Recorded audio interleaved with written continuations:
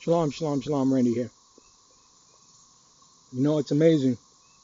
I've been out here for about 3 months now, and ever since I left, I'll either get a post on Facebook, or I'll get a text, or I will get a phone call in which I return a phone call or whatever have you. And one of the first things that people will say is, "Are you bored yet?" And I chuckle inside, depending on who is the statement is coming from. I can tell you emphatically, without a shadow of a doubt, that I'm in a constant state of perpetual motion.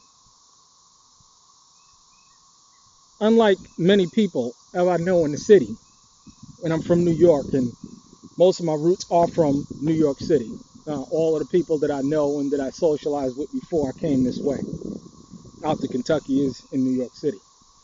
And one of the things that I noticed, and over the past couple of years, is a lot of people are fat, they're lethargic, they're grown-ass people living with their mothers or their grandmothers. Now, I don't know how you can be a 30-plus individual living at home with your grandmother or your mother.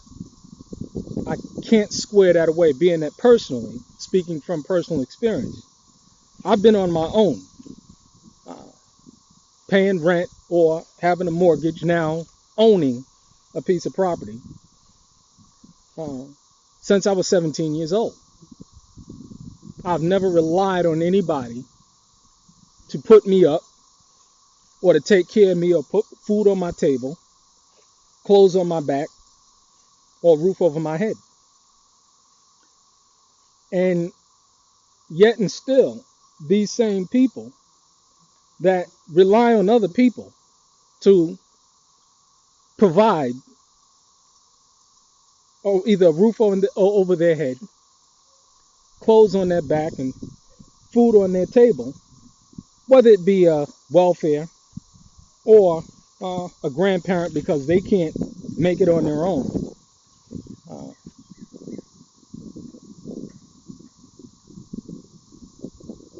think I'm bored.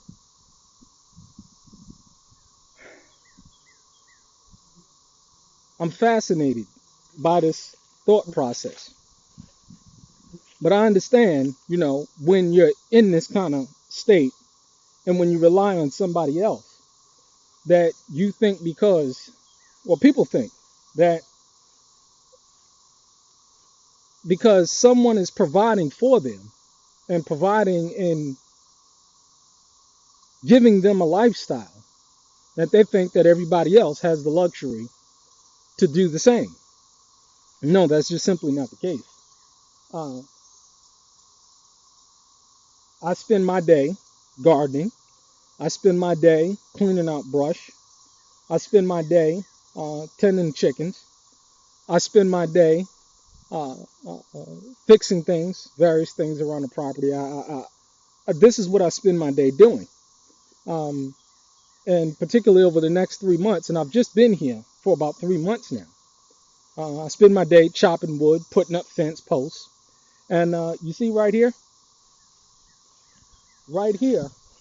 is the map out.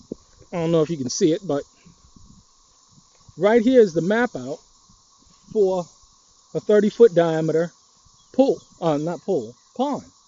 And it's going to be a whole 30-foot diameter hole, and then it's going to extend 10 feet over here. That has to get done and prepped for. We're waiting for the proper soil conditions when it comes to rain. A greenhouse has to be put in, and we're prepping to get that done. Fencing has to be installed, and we have to prepare for a small little flock of sheep and a couple of goats. It confuses me why people think that I'm bored. It, uh, it doesn't confuse me. But again, when I say when people are dependent on someone else, or uh, they haven't really worked a hard day's work in their life, and I've been there, so I can speak that. There was a time where I worked in corporate America, and I still have the ability to work in corporate America and working from home, uh, with my feet up on a desk, uh, looking out and watching real men work, and saying in my mind that's not work. When I was at a job, which is just over broke, and thinking that I'm actually putting in a hard day's worth of work. Yeah, the work that I did was mentally exhausting, but uh, if you look at work from a biblical definition, from a Hebraic definition, that's not work. Um, what I do now, uh, to put food on my table, clothes on our backs, and a roof over our head is work. It's real work. And again, if someone, especially from New York City, when you are in this kind of mindset, it's hard to get someone to understand what real work is. It's amazing. It really is. It really is. It's a shame. Again, Galatians 3:15 says, "Wherefore have I become your enemy? Because I've told you the truth. And I've made many enemies because I simply tell them the truth, and they don't want to hear this painful truth.